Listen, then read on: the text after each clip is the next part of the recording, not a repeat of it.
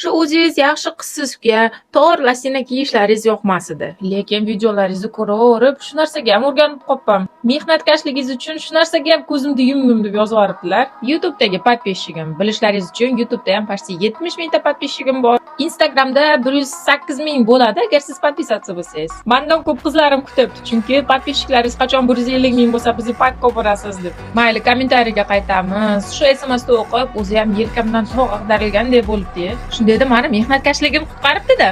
Emasa podpисчигimni umuman roziligini ololmas ekanman.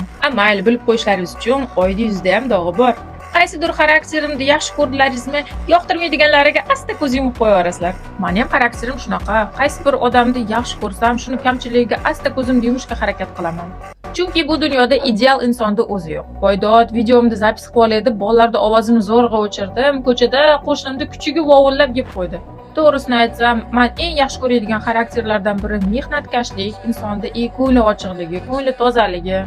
To'g'ri, atrofimda yaqin o'rtoqlarim ko'p emas, bir ikkita bo'lsa ham, lekin ishonchli va ko'ngli ochiq, toza insonlar. Siz обязательно kommentariyaga kirib yozib ketinglar. Insonda qaysi kачествосiga ko'proq e'tibor berasiz? Yoqdimi uyda obzor qilayotganim, voy prosta o'tirib dam olsang-da, или kitob o'qisang shunaqa atmosferada. 95 yosh kampirchani qo'l mehnatlarini qaranglar-da endi, asalligini. Siz обязательно like, подписка bosishni unutmang, xursand bo'laman.